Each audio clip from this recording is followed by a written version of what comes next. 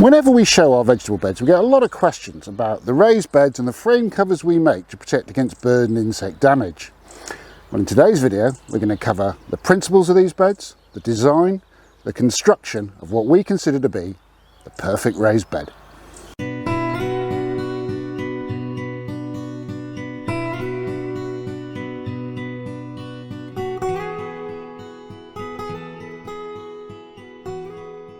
Hello, welcome to English country life.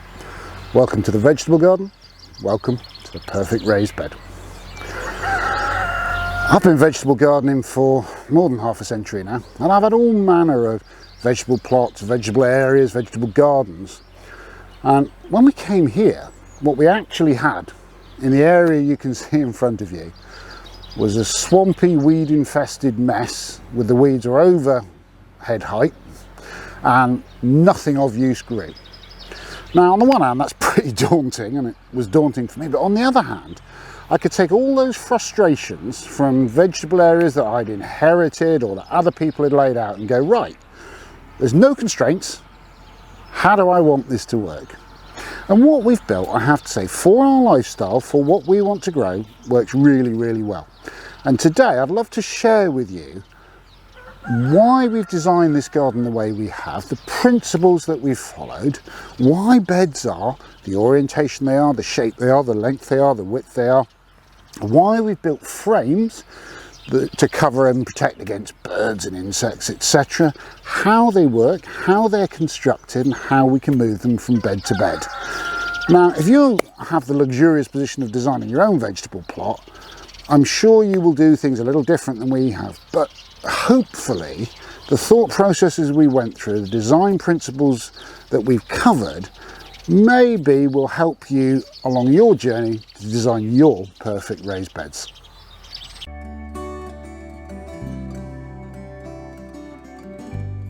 Sadly, I don't have any video from when we first moved in, but here's a couple of photographs just to give you an idea of what we started with in the area that's now chickens, vegetables and fruit cages. This gives you some idea of the height of the weeds, although they were actually fairly low in this area, me trying to cut a path through with a brush cutter. Thankfully, we've got some wonderful neighbours, and one of them popped along with a tractor and a great big flail cutter and made the job a great deal easier for us. In all honesty, even after this, we had a lot to do to get rid of weeds, to drain the swampy areas, etc. But it gives you some idea. You can do a lot with an area that looks rough.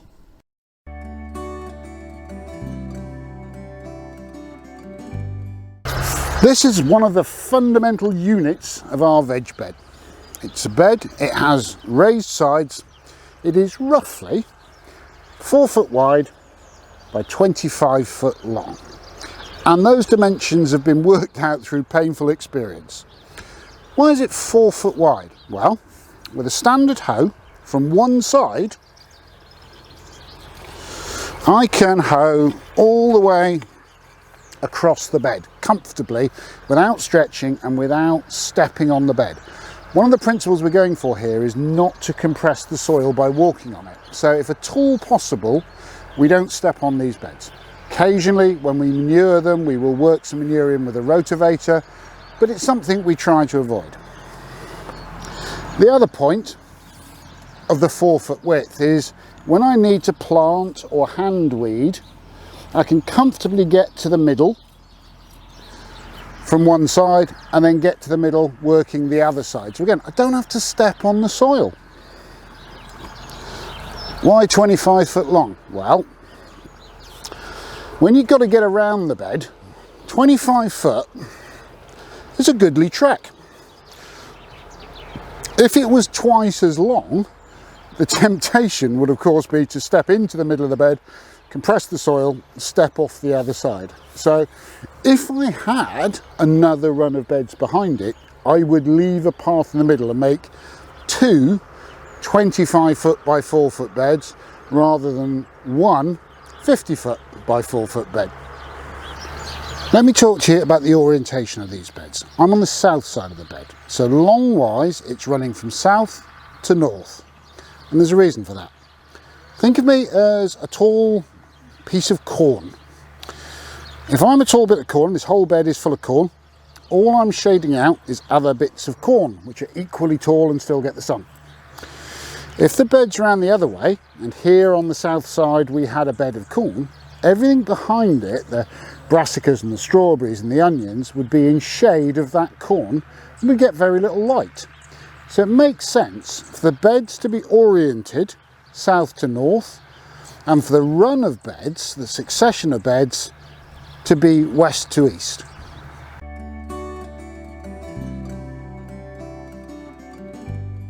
This is the basic construction materials that I use to make our raised beds. The sides are made of this stuff, decking board. It's about 6 inches wide by 1 inch thick, so it's pretty robust stuff, and whatever you make your raised beds out of needs to be robust.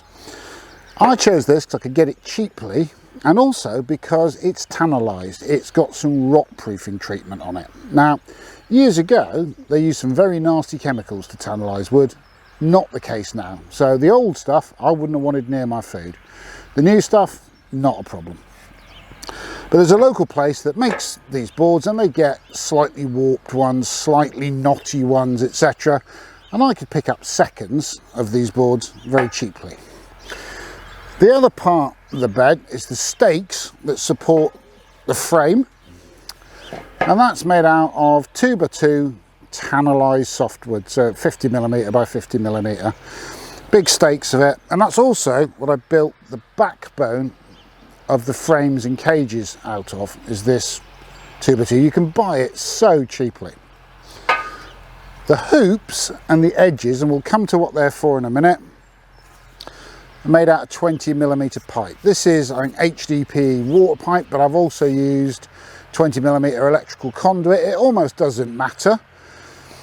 You can often get this stuff, ends of rolls and things, very cheaply, where people have been putting in outdoor taps and so on. You find it in skips. It's very robust.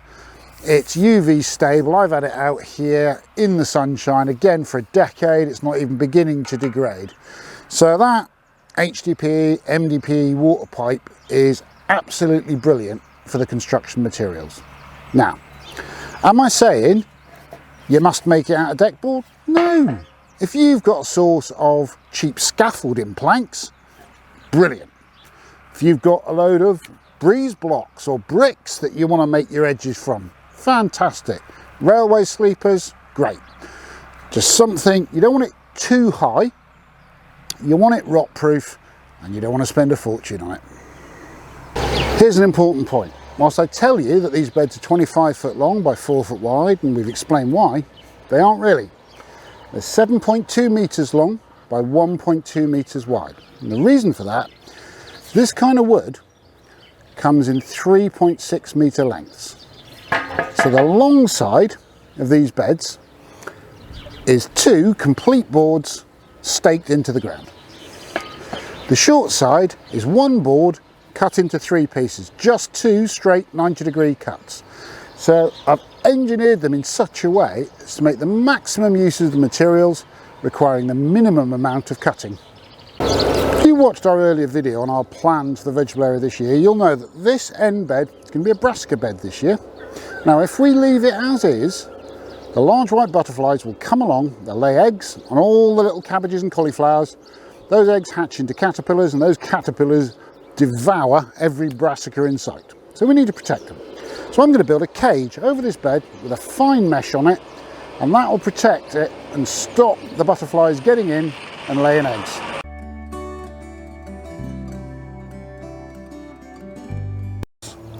This is what we call a goalpost. Simply made out of 2 inch by 2 inch tannalised wood, a little bit of a corner strut for bracing.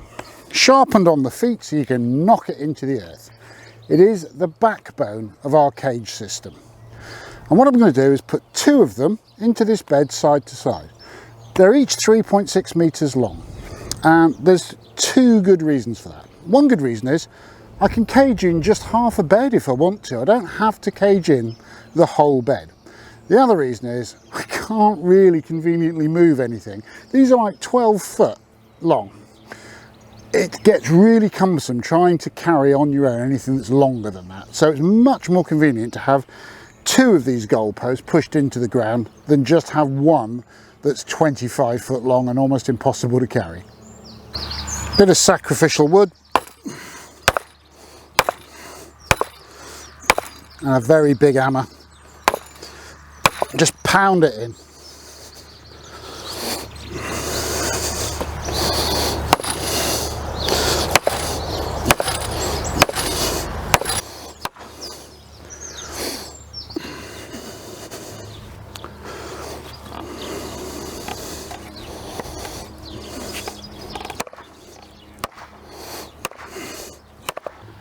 What we've created then is a ridgeline down the centre of the bed. One little top tip. These clips will hold the hoops in place that support the net. The outermost ones shouldn't be at the very end of the ridgeline, because if they are, you'll inevitably belt them with your brick hammer when you drive the goalpost in. So give yourself a bit of room, 3 inches or so, and have the extreme outer hoops just before the end of the bed. This is the next part of the process. This is 3 meters of that 20mm pipe I was telling you about. This is actually electrical conduit, but water pipe works fine.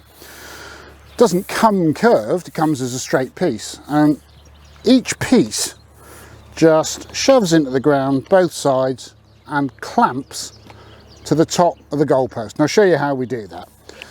So when you first get it, you literally just jam one end into the soil, grab hold of it, carefully bend it over, grab the other end into the soil, and once it warms up in the sun, it pretty much takes that shape permanently. Let me show you how we fit them on. To fit the hoops, just shove the end into the soil on each side, and this is a thing called a strap clamp. Clicks over 2 little grub screws and holds that hoop firmly in place to the goalpost. With 6 hoops attached to that main central backbone, you can start to see the shape of the frame coming together.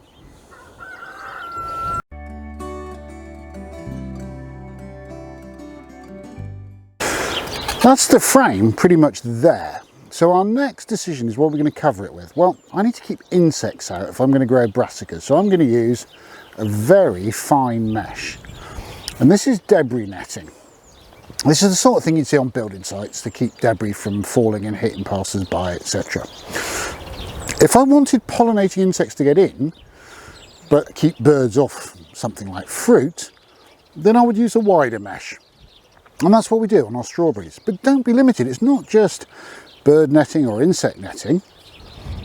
If you covered this frame in heavy duty polythene, you've built yourself a mini polytunnel that covers 100 square foot of land and will really extend your growing season.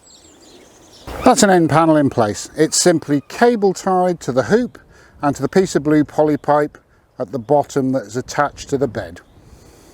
Really starting to take shape now, isn't it? Okay, what we got here is a 7.5 metre length, so slightly longer than the bed, of debris netting. Now debris netting comes in 3 metre widths, and you remember these hoops are 3 metres long, so a 7.5 metre length will be just enough to stretch over those end hoops. I've cable tied it along the ridge line so it can't blow away. We're now going to attach it to the blue poly pipe that's along the bottom of the bed. But that's the secret of this system. That's what makes this system really work. I'm going to show you close up how that blue poly pipe is attached to the bed. This is what I need you to see. This poly pipe is attached with a different sort of clip. These are called U-clips, and the poly pipe just snaps into them. Now if we attach the debris netting to the pipe, if we want to open this bed up to weed or to plant, we just grab hold of this poly pipe, net and all, pull it out the way, flip it over the top. The entire side of the bed is open. We could get full access in under 10 seconds. The very final piece of assembly is just to secure these ends of the long side to the final hoop with some loose U-clips just to stop birds or insects getting in that way. This is the big point that I've been building up to. What we've built now is a completely meshed in 100 square foot bed. It could be a 100 square foot polytunnel if we wanted it to be. The problem often when you do these things is then accessing the bed to weed it, to harvest, to plant. Not with this system. You take the C-clips off the end, you grasp the poly pipe and you open the bed, and it's that quick. You just pull it open and it doesn't take much longer to close it up again. That's what I was going for when I worked on this design, something that wouldn't be a total faff to open, to close and to use. Now it's quite possible that you've already laid out your veg beds and you're sitting there thinking, well yeah, it's great in theory, if I was starting again I'd probably do that, but it doesn't work for me now. Here's a thought.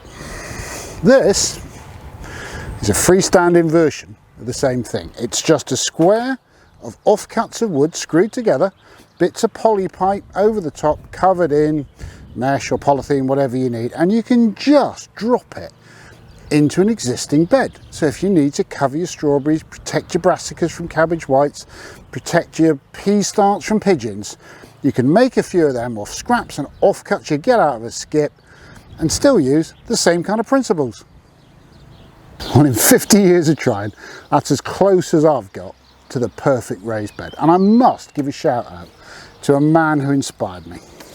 A chap called John Seymour. He's most famous for his book, The Complete Guide to Self-Sufficiency, but this book, The New Complete Self-Sufficient Gardener, to me is more of a practical how-to for this type of garden. And I got a lot of my inspiration when John talked about how wide a bed should be, how long a bed should be. That's where I learned it. And the early versions of what I'm talking about were done by John. He talked about movable frames from bed to bed. Now, he was actually talking more about your sort of polytunnel mini greenhouse type bed. He was using wire and, you know, different techniques. But as soon as he talked about standardized beds, the ability to move things from bed to bed, it put a light bulb on in my head. And I realized with modern materials and slightly different approaches, we could even improve on his brilliant original ideas. So if you're serious about veg gardening, The New Self-Sufficient Gardener by John Seymour. Brilliant book. If you're enjoying this kind of content, can you spare us 5 seconds for a thumbs up down below? We've had some good reactions to the veg stuff. Do you want to see more gardening? We do massive amounts of it and I'm really happy to cover it, but I don't want to get boring. So please let us know in the comments. Fiona's going to be back full time soon, so you get a lot more videos from Fiona, which I'm sure will be a great relief. If you want to see those and a bit more of me, hit the subscribe button down there, hit the bell notification next to it, and you'll hear every time we upload a new video. But whatever you do, come back and see us soon. Take care.